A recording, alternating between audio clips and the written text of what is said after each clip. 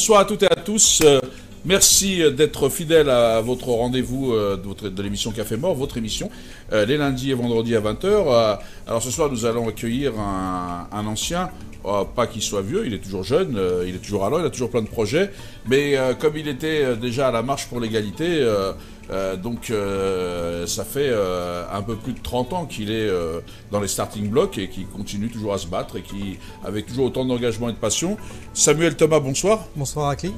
Alors, très heureux de t'accueillir parce que ça fait quand même un peu plus de 30 ans que tu es en mouvement là-dessus, sur la discrimination, ton combat, tu tiens depuis toujours, quoi. Oui, je crois que c'est un combat qui nécessite vraiment de la persévérance. Si on regarde les Noirs américains qui ont un jour ou l'autre fait aboutir leur combat, il a fallu qu'ils le mènent pendant 30-40 ans. Ceux qui ont combattu pour faire cesser le système colonial, ils ont combattu pendant toute leur vie 30-40 ans. Donc il faut bien toute une vie entière pour lutter pour l'égalité, pour faire aboutir un certain nombre de combats. Les combats sont jamais acquis définitivement, parce qu'il y a toujours un retour d'extrême droite qui est possible, mais en tout cas, on essaye de faire aboutir les combats avec la persévérance et l'engagement. Ouais. Alors toi, Samuel, t'es né où? T'as grandi où? Voilà, parle un peu de toi, de ton parcours. Alors moi, je suis né dans le sud de la France, dans la Drôme, et c'était donc un environnement rural, urbain, et avec beaucoup de gens qui étaient des Parisiens qui étaient venus s'installer là-bas pour monter un projet un peu type post-68. Et donc j'ai grandi dans un environnement très politique, très engagé. C'est naturellement qu'à l'adolescence, au lycée, j'ai voulu rejoindre les grands mouvements nationaux. Donc j'ai participé à la marche pour l'égalité de 83, à des mouvements plus de tendance anti-système militaire, non même, enfin, contre l'armée, contre le système militaire. Donc un engagement un petit peu radical, enfin pas radical au sens on ne prenait pas les armes, mais en tout cas une détermination à dénoncer un certain nombre de systèmes d'injustice et d'oppression. Et puis de là, quand je suis parti à l'université à Grenoble, l'engagement il s'est fait dans le milieu étudiant, beaucoup plus, avec toujours des combats antiracistes, notamment pour les Kanaks. Et puis bon, le SOS Racisme qui se lançait à ce moment-là, et donc tout le développement des badges, Touche pas à mon pote, la mobilisation pour les concerts, etc. Et puis le mouvement étudiant. Et le mouvement étudiant a été déterminant pour moi, parce que d'un seul coup, j'avais vraiment l'impression que une grande majorité des jeunes de ma génération étaient d'accord avec moi. Jusque-là, j'avais toujours le sentiment d'être un marginal, de porter cet idéal d'égalité. Et puis d'un seul coup, tu es dans un mouvement fantastique où il y a des milliers d'étudiants qui sont engagés avec toi, qui veulent refaire le monde tous les jours et qui sont prêts à se mobiliser en masse par millions pour aller sur Paris, manifester, etc. Le sentiment d'avoir une jeunesse qui est vraiment éprise des valeurs d'égalité. Alors même après, quand on se retrouve tout seul à mener ces combats-là, eh ben, on sait qu'il y avait une majorité de la jeunesse qui était avec vous. C'est un petit peu comme les grands concerts d'SOS Racisme, ça dure une journée au mois de juin, mais d'un seul coup, tu as 300 000, 500 000 personnes qui sont d'accord avec toi, tu te dis, bon, finalement, je ne suis pas tout seul. Ce qui fait que tout le reste de l'année, tu peux ramer, tu peux avoir l'impression de te réunir à 10, à 15, à 50, mais qu'en réalité, il y a une grande majorité de la population française qui est d'accord avec toi et qui est prise des mêmes valeurs, du même idéal. Donc cet engagement-là étudiant a été très très fort, et d'ailleurs il a marqué beaucoup de militants de cette époque-là qui après ont continué de faire de la politique toute leur vie parce que leur engagement d'étudiant a été déterminant. Mais qu'est-ce que tu gardes comme souvenir de cette époque-là, justement? Parce que, avant de passer à la Fédération des Potes, parce que depuis que tu as été président de la Fédération des Potes, tu as complètement impulsé autre chose, quoi. Tu as une autonomie, une indépendance, parce que c'est qu'est-ce que tu gardes comme souvenir de ces années-là, à SOS, tout ça, de ce combat et tout, parce que tu y a toujours plein de polémiques, ce truc, et surtout le combat antiracisme. Tu gardes quoi comme souvenir là-dessus, toi, qui a un regard aujourd'hui un peu acerbe là-dessus et tout ça, sur ces questions? D'abord que la détermination à faire quelque chose quand on a 18 ans, quand on a 17 ans, quand on a 20 ans, et d'avoir le sentiment qu'on est jeune, et alors on n'a pas on va dire, l'humilité de se dire voilà, il faut laisser les vieux, ils connaissent mieux la France pour la faire changer. Non, on est jeune, on veut faire changer la France, et on n'a pas demandé l'autorisation. On peut créer des rapports de force, on peut affronter des ministres, on peut, voilà. Donc une force de la jeunesse qui est incroyable. Et Et cette unité juifs, noirs, arabes, chrétiens, trotskistes, social-démocrates, catholiques, etc. Cette grande alliance entre toutes les différentes tendances, voilà, humanistes, et d'avoir justement ces tendances-là qui s'expriment dans l'univers étudiant avec les grandes assemblées générales, le Conseil national, les choses comme ça, ou les grandes assemblées politiques des SOS Racisme qui était le Conseil national de l'époque, ou dans d'autres instances un petit peu équivalentes, il y avait toujours cette diversité des points de vue entre des gens qui s'exprimaient plus en disant oui mais moi, grosso modo, je suis de la tendance catholique et je m'exprime en charité, en générosité, en humanité. Moi, je suis de la tendance trotskiste, plus radicale pour la révolution et j'exprime des références historiques du combat révolutionnaire, etc. Donc, il y avait toute cette diversité qui était extrêmement enrichissante. Et ce qui a été pour moi le début de la fin, c'est quand, par exemple, les trotskistes de la Ligue communiste révolutionnaire se sont retirés des SOS Racisme en disant bon ben nous, on va aller à ras le front. On ne veut plus aller à SOS Racisme, puisque SOS Racisme, finalement, c'est devenu beaucoup trop des socialistes, donc on se retire. Et puis, il y a eu différentes périodes après la guerre du Golfe, la première guerre du Golfe de 91, où SOS Racisme avait, avec toute l'extrême gauche, et puis les gauches authentiques, on va dire, combattu la décision de François Mitterrand d'engager la France derrière les États-Unis pour faire la première guerre du Golfe. Là, il y avait aussi après une partie de la communauté juive qui s'était retirée de SOS Racisme. Donc il y a eu des périodes comme ça où on a perdu une partie de la diversité des forces qui s'étaient engagées dans ce mouvement-là. Et ça a été après finalement un isolement et puis beaucoup moins de diversité de points de vue, alors que la diversité de points de vue, elle était extrêmement enrichissante parce que les gens étaient tous sincères. On avait le droit de ne pas être d'accord. Il n'y a pas de sectarisme à l'égard de quelqu'un qui ne pense pas comme toi, mais qui est sincère dans son engagement pour l'égalité. Et c'est ce qui après a fait que le mouvement a perdu en intensité, en puissance. Et d'une manière générale, je crois que c'est le problème aujourd'hui de tout le combat antiraciste et de toutes les forces antiracistes, c'est d'être regroupés sur une seule identité politique, voire carrément ethno-culturelle. Vous allez avoir des gens qui vont décider qu'ils vont se réunir qu'avec des gens qui sont vraiment d'accord sur tous les points de vue avec eux et de la même obédience politique ou de la même communauté, en pensant qu'au moins comme ça, ils vont pas avoir de divergence en interne.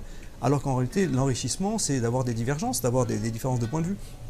À l'époque, il y avait vraiment cet enthousiasme qui était nourri par l'idée que on était en foisonnement intellectuel et il y avait beaucoup d'intellectuels qui venaient à la rencontre des militants de base comme moi, qui n'ai pas fait des études à ce moment-là de sciences politiques, mais je faisais de la biologie cellulaire, donc j'apprenais pas la doctrine trotskiste ou la doctrine marxiste à l'université comme d'autres, mais ceux qui l'apprenaient, qui étaient plus investis à l'UNFID à l'époque, venaient apporter en même temps le fruit de leur formation politique pure, et donc il y avait un enrichissement, une vraie éducation populaire.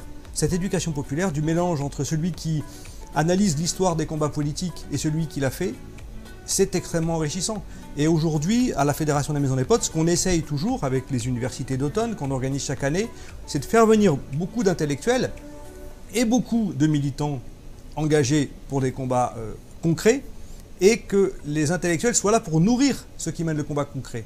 Prenons l'exemple des médecins étrangers qui se battent, les médecins algériens par exemple, qui se battent pour avoir la même paye, le même statut que les médecins français dans les hôpitaux publics. Bon, d'avoir des médecins comme ça qui viennent raconter leur combat, de gagner 700 ou 1200 ou 1500 euros par mois, quand leurs collègues français vont gagner 3000 ou 4000 euros pour faire le même travail, et d'expliquer leurs souffrances, d'être isolés, de ne pas être soutenus par les syndicats, de ne pas être soutenus par des législateurs qui veulent faire changer la loi, et bien d'avoir un historien qui vient, comme Daniel Lindenberg, qui vient et qui explique... Donc on salue la mémoire qui est décédée. Daniel qui a beaucoup contribué à ce combat et qui a toujours été quelqu'un de très constructif et de très militant. Qui nous a amené de la pensée politique dans le combat militant et de l'histoire des pensées politiques, et qui nous expliquait qu'en 1936-1937, eh bien, des Juifs d'Allemagne et d'Autriche, et puis après de Pologne, sont venus en France pour exercer le métier de médecin qu'ils exerçaient avant l'arrivée du nazisme dans leur pays, et qu'en France, l'extrême droite a dit pas de métèques dans la médecine, et qu'il y avait eu des grandes manifestations à Paris pour empêcher ces médecins autrichiens et allemands et venus de l'Est d'exercer leur fonction de médecin. Et c'est de ce mouvement d'extrême droite qu'est née l'interdiction pour les médecins étrangers d'exercer dans la médecine. Quand on sait ça, on comprend pourquoi un médecin juif à l'hôpital va être le premier à soutenir la grève des médecins algériens à l'hôpital. Parce qu'il sait que la loi qui empêche les médecins algériens d'avoir le même statut que lui, c'est une loi qui était d'abord faite contre les juifs. Et cette rencontre entre les intellectuels et les militants, ça nous permet de situer notre combat toujours dans une histoire et de tirer des enseignements des combats qui ont été menés avant nous.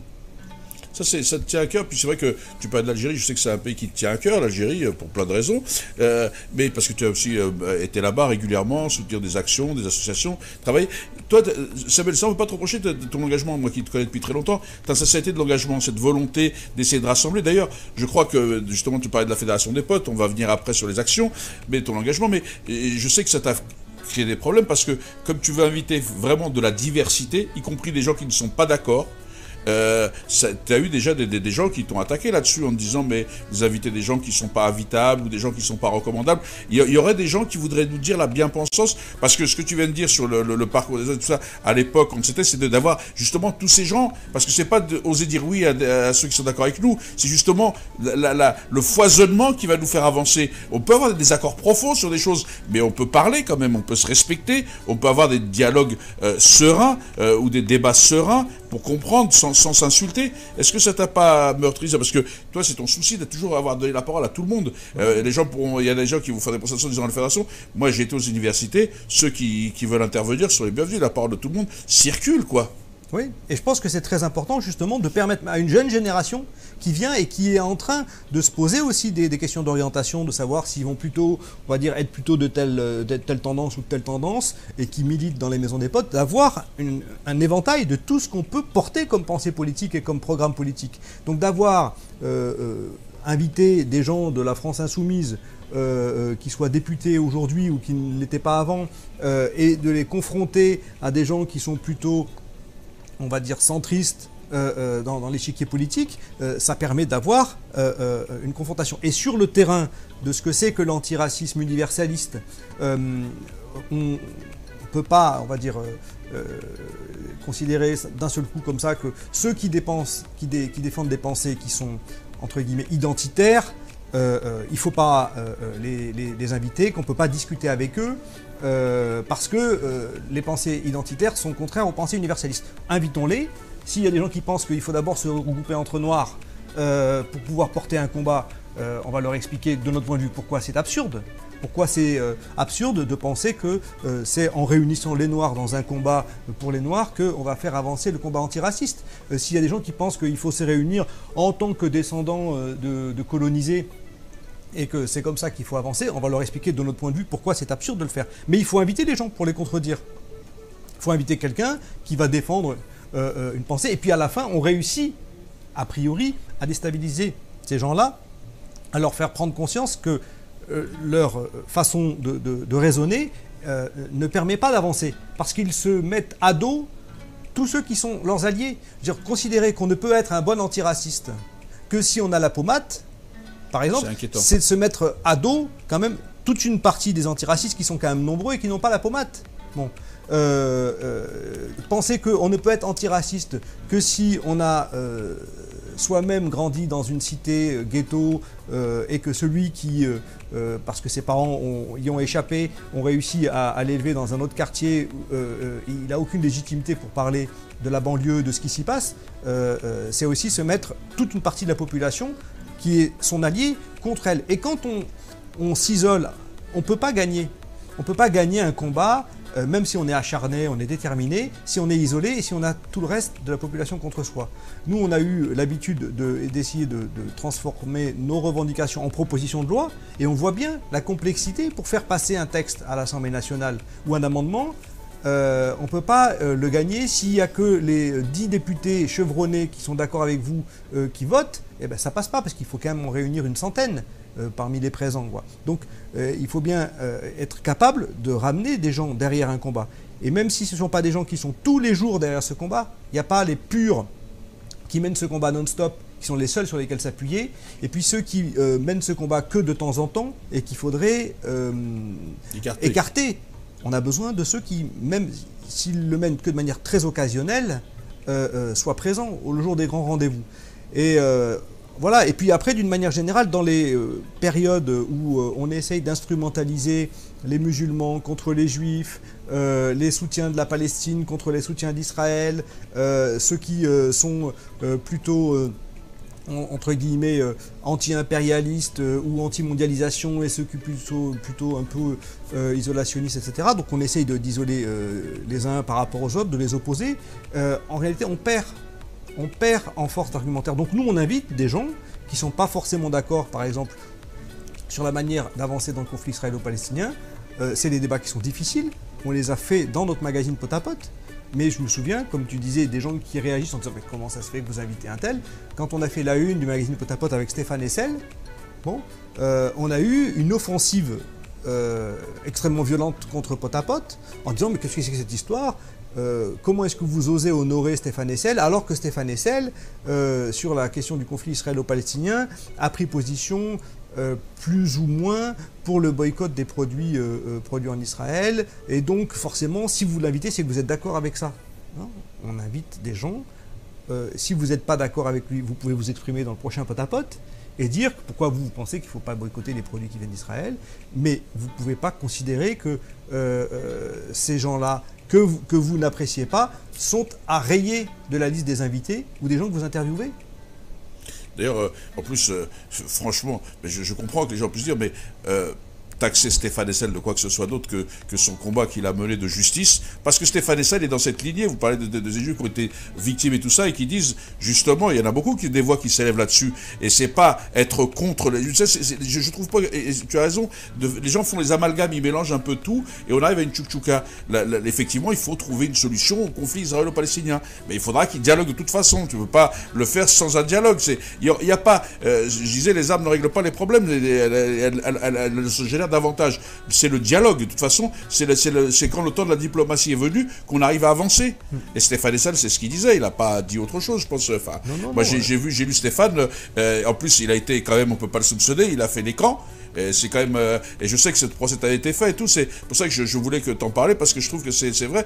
Mais ce que tu dis me paraît frapper du bon sens. C'est des gens qui parlent d'universalisme, qui parlent d'humanisme, et qui disent justement, mais ça concerne que telle communauté ou telle chose. Si on est dans l'universalisme et dans l'humanisme, ça concerne tout le monde. Ça concerne tous ceux qui sont épris de justice sociale.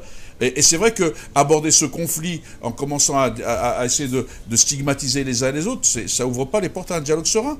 Ce que tu fais, d'ailleurs, on va y venir pour peut-être la transition, ce que tu essaies de faire avec cette caravane du truc, c'est d'aller discuter avec tout le monde, y compris d'essayer de convaincre. Et ce que tu soulevais tout à l'heure, toi tu parles du réformisme, celui qui transforme la société, celui avec lequel on va chercher le plus d'alliés, parce qu'une cause est juste et qu'elle est bonne. C'est ça le combat de la fédération que tu essaies d'insuffler actuellement. Oui, à chaque fois qu'on prend, on va prendre quelque chose qui est très terre à terre, mais si vous prenez les enfants à l'école, dans les zones d'éducation prioritaire, dans les quartiers, on se rend compte quand même qu'on n'a pas la même école qu'ailleurs.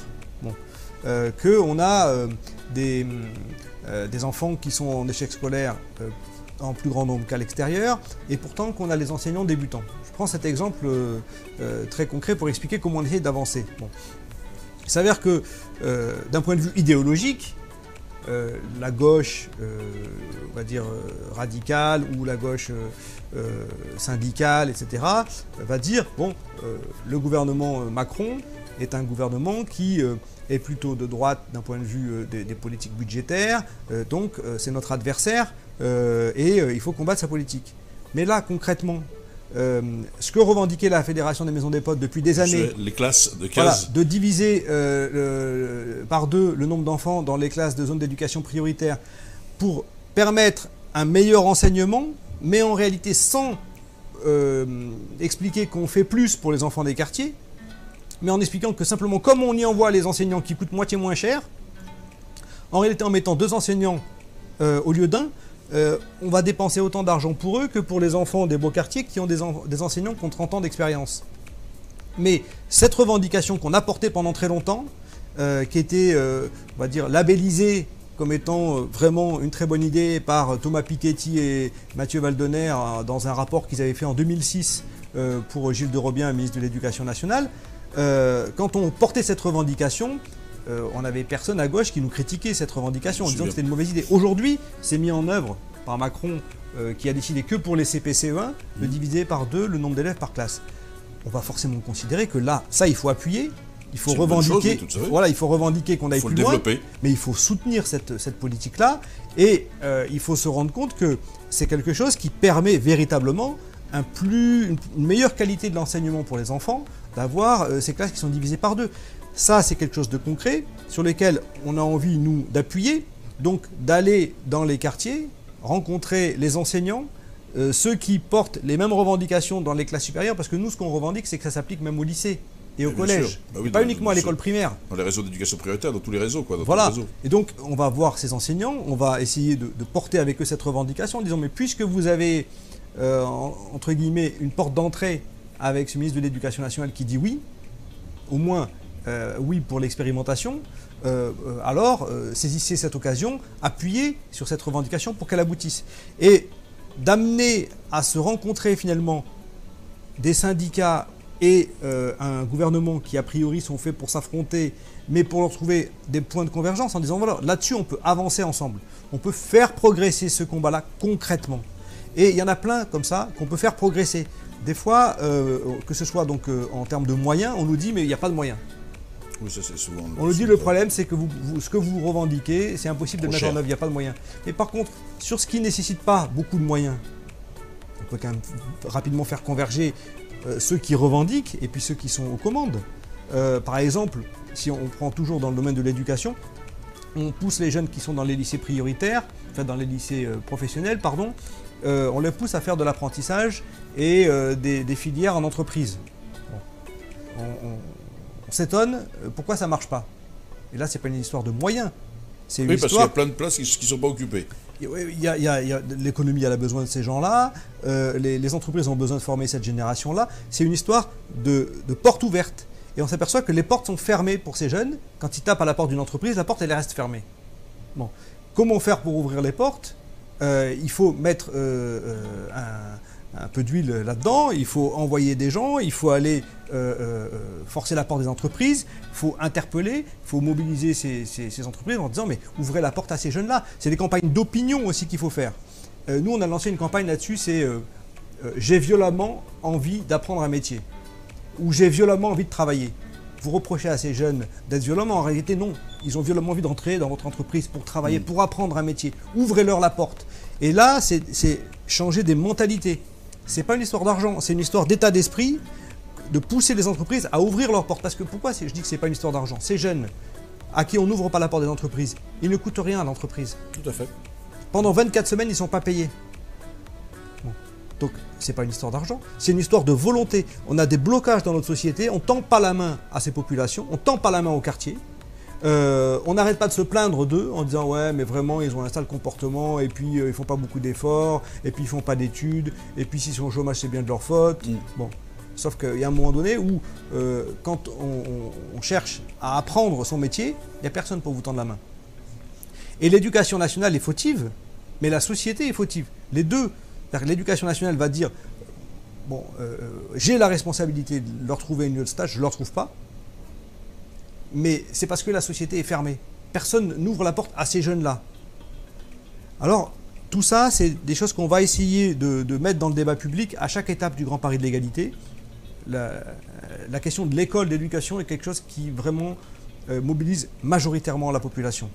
On dit qu'on fait un débat sur comment ouvrir les entreprises pour les jeunes qui font des lycées professionnels, comment mieux réussir dans les zones d'éducation prioritaire. On sait qu'il y a un répondant de la population qui est prêt à se mobiliser là-dessus. Et puis après, à partir de cette disponibilité des gens à venir sur ces débats-là, on va porter d'autres revendications sur lesquelles peut-être les gens sont moins sensibilisés. On va porter la revendication du CV anonyme. C'est-à-dire qu'une fois qu'on a réussi ses qualifications et qu'on veut postuler à un emploi, comment ça se fait qu'on est discriminé ? Pourquoi est-ce que votre CV va être écarté parce qu'on a des préjugés? Vous êtes une femme, vous êtes un maghrébin, vous êtes un noir, vous êtes ci, vous êtes cela. Voilà, pauvre. Voilà. Pourquoi est-ce qu'on va vous écarter quel est le raisonnement de cette personne-là, et il faut faire changer le raisonnement de la personne qui fait cette discrimination. Donc il faut qu'il ait des entretiens. Parce que tant qu'il n'a pas les gens en face de lui, il ne va pas changer de comportement. Donc il faut le CV anonyme pour arriver à avoir des entretiens. Et puis on va porter d'autres combats. On parlait du combat donc, des médecins étrangers qui sont moitié moins payés que leurs collègues français. Il y a par exemple le personnel de ménage des collectivités locales. Les femmes de ménage étrangères sont moitié moins payées que leurs collègues françaises parce qu'elles n'ont pas de progression de carrière. Elles restent vacataires avec le même niveau de salaire que quand elles sont rentrées il y a 30 ans. Donc elles n'ont pas la même caisse de retraite, elles n'ont pas le même niveau de progression de salaire. La même chose que pour les cheminots marocains, pour lesquels la SNCF a été condamnée à réparer 30, 40 ans de discrimination. Donc on va essayer d'amener les gens à parler avec nous de ces revendications, de les porter ensemble et de dire voilà, autour de vous, il y a des gens qui sont discriminés et qui encaissent cette discrimination parce qu'ils pensent que c'est une fatalité. Et toute leur vie, ils acceptent d'être moins payés que leurs collègues, en femmes de ménage, en médecins, en enseignants de l'éducation nationale, en cheminots. Oui, tout à fait. Alors qu'en réalité, il faut recourir à la justice pour faire cesser cette discrimination et pour la faire réparer. Donc on va amener les gens à ces combats-là. Et puis, jusqu'en haut, la question de la citoyenneté, du droit de vote. Voilà. Si on veut l'égalité dans le travail, il faut aussi l'égalité dans le vote. Ça, c'est un combat, une revendication de la fédération que tu as toujours porté, ça depuis toujours, c'est un vrai combat. Alors moi, juste parce que comme l'édition a touché à sa fin, donc là on est le 5 mars, c'est lundi 5 mars, demain ils seront où le Grand Paris de l'égalité? Parce que comment les gens peuvent accueillir, parlons-en, parce que c'est important que les gens qui nous regardent essayent d'accueillir, d'accompagner, d'être nombreux à ce Grand Paris de l'égalité, qui était un vrai Tour de France, un vrai engagement avec des vraies revendications, des vraies propositions. Moi je me souviens de la banque pour les stages aussi que vous avez eu en place, il y a un vrai travail. Et puis peut-être un mot aussi sur la Fédération des potes, parce que je crois que tous les ans le budget baisse, vous faites un travail phénoménal et moi je le constate tous les jours et on ne vous accompagne pas beaucoup non plus de ce côté-là. Je crois que là il y a un vrai problème, un espèce de bastonnage de l'éducation populaire en règle et donc on s'étonne qu'après il n'y a pas de cohésion, de lien social, mais il n'y a plus d'acteurs sur le terrain.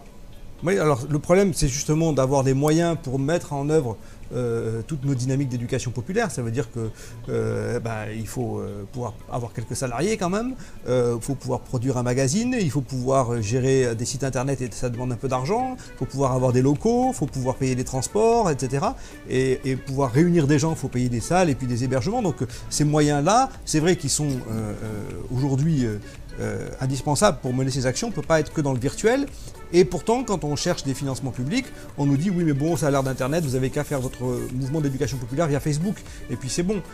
Et donc les subventions de la part du ministère de la Jeunesse, par exemple, ont été supprimées pendant toute l'année 2017, du ministère de l'Intégration de l'Intérieur supprimé aussi, baissé de 50% du ministère de l'Éducation nationale pour 2017. Et les emplois aidés qui disparaissent de la part de la région Île-de-France intégralement, plus les emplois aidés au niveau national qui disparaissent. Donc forcément, nous derrière, c'est très très difficile de faire face. Donc on en appelle aussi à la générosité des gens, parce que si l'opinion publique est solidaire, on peut quand même réussir à réunir des moyens pour pouvoir faire ces actions. Et puis on tire la sonnette d'alarme auprès des nouveaux députés macronistes et autres en disant bon bah écoutez, vous avez supprimé la réserve parlementaire soi-disant parce que c'était pas assez transparent, mais nous derrière il y a beaucoup de maisons des potes qui étaient subventionnées par la réserve parlementaire qui vont couler à cause de ça. Vous avez supprimé les emplois aidés parce que c'est des emplois précaires, mais aidez-nous à avoir des financements pour avoir des emplois durables. Donc à chaque fois il y a un problème de rapport de force aussi que l'opinion doit créer avec nous pour que ceux qui sont aux commandes et qui dirigent l'argent qui ne leur appartient pas, l'argent à l'échelle d'un département, d'une préfecture ou de l'État, elle n'appartient pas à ceux qui sont au pouvoir. C'est de l'argent de nos impôts. Et il faut qu'à un moment donné, ils réalisent qu'ils n'ont pas le droit de considérer que cet argent, ils ont le droit de décider où est-ce qu'il va parce qu'ils ont été élus, point. Il y a aussi, à un moment donné, ils doivent rendre des comptes. Et puis la transparence de savoir qui récupère cet argent, c'est quand même quelque chose d'important, puisque c'est une grande revendication aujourd'hui, ou une grande promesse qui est portée. Pour tout ce qu'on va faire là pendant le Grand Paris de l'égalité, donc on est aux Ulysses lundi 5 mars et à Massy, le 6 mars à Grigny et à Ris-Orangis, le 7 mars à Évry, à Corbeil-Essonnes, le 8 mars à Aubervilliers, à La Courneuve, et on enchaîne comme ça jusqu'au 7 avril. Et à chaque fois, donc, on a d'un côté un rassemblement devant l'hôtel de ville à 13 h et devant l'hôtel de ville de la deuxième ville à 17 h pour permettre aux gens qui veulent simplement manifester leur soutien aux revendications de l'égalité contre le sexisme et contre le racisme de venir. Et puis, il y a la réunion avec le centre social, dans le quartier, avec les habitants et les travailleurs sociaux, où on débat de nos revendications, et puis la rencontre avec les élus aussi, à qui on présente cette plateforme de revendications en espérant qu'ils vont s'engager à chaque étape à les mettre dans leur politique municipale et dans leur programme pour les futures élections municipales, parce qu'il y aura des élections dans 2 ans, et certains sont déjà en train de les préparer. On n'est pas du tout, on va dire, en dépression, en disant voilà que c'est fini, que à quoi bon mener ce combat, regardez, la gauche elle est complètement aux oubliettes, le Parti socialiste fait 7%, etc. Donc il faudrait attendre pendant 5 ans, le temps que les gens ils désespèrent de Macron pour que d'un seul coup il y ait une force à gauche qui émerge. Non, nous on est tout de suite, maintenant, dès qu'il faut aller réveiller les forces sociales, humanistes sur le terrain, créer des liens, créer de la solidarité, unir les antiracistes, parce qu'en face, il faut savoir qu'on a une extrême droite qui est extrêmement puissante, extrêmement menaçante, qui menace à la fois aux élections, mais qui pervertit la classe politique en influençant les idées de ceux qui sont au pouvoir et qui ne sont pas d'extrême droite. Si on prend l'exemple de la loi qui va être peut-être adoptée si elle n'est pas amendée au Sénat, etc., sur l'immigration, qui dit que maintenant, un sans-papier qui utilise les papiers de son cousin pour travailler afin d'être déclaré dans une entreprise, il sera passible de 5 ans de prison. Oui, c'est de l'extrême droite, ça, tout à fait. C'est une idée d'extrême droite. Donc, il faut savoir que le rapport de force, il faut toujours le refaire, le régénérer, et il faut aller chercher les nouvelles générations.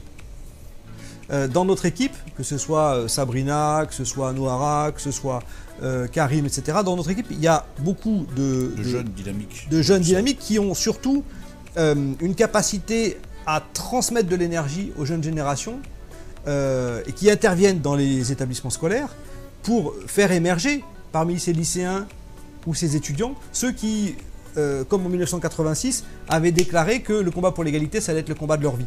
Il faut faire naître cette aspiration à peser dans le débat politique dans la tête des jeunes, et donc aller intervenir dans ces établissements-là, leur donner envie de participer. Et ben, c'est aussi l'objet de ce Grand Paris d'égalité, parce que chaque jour, on fait une rencontre dans un lycée avec des lycéens. Chaque jour, on va à la rencontre des lycéens pour dire qu'est-ce que c'est le combat pour contre le racisme, contre le sexisme, comment on peut participer à ce combat quand on est jeune aujourd'hui, quelles sont les grandes figures historiques qui ont mené ce combat, et aussi, et surtout, qu'est-ce qui se passe dans le reste du monde.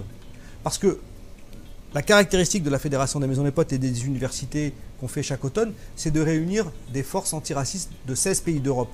Oui, tout à fait. Et on veut aller vers une espèce de forum social mondial avec des forces de défense des droits de l'homme dans le Maghreb et dans l'Afrique subsaharienne. On veut faire venir ces forces-là. Donc on dit à ces jeunes qu'on va voir dans le Grand Paris de l'égalité, quand vous rejoignez ce mouvement, vous rejoignez un mouvement mondial, international, de gens qui se lèvent en disant « je veux que demain, ce soit plus juste, qu'il y ait moins de racisme, qu'il y ait moins d'inégalité, moins de discrimination. » Et si vous avez envie de participer à ce combat à l'échelle mondiale, eh bien vous pouvez prendre votre place. Parce que n'importe quel jeune aujourd'hui peut participer à ça. Aller faire un échange avec une association en Algérie, au Maroc, en Tunisie, au Sénégal, au Ghana, en Hongrie. Et avec toutes ces forces-là qu'on a dans d'autres pays du monde, on trouve de l'énergie. Parce que des fois, on démoralise un peu ici. Et alors qu'il y a tellement de gens qui mènent des combats ailleurs, que de se rapprocher d'eux, c'est prendre de leur énergie aussi.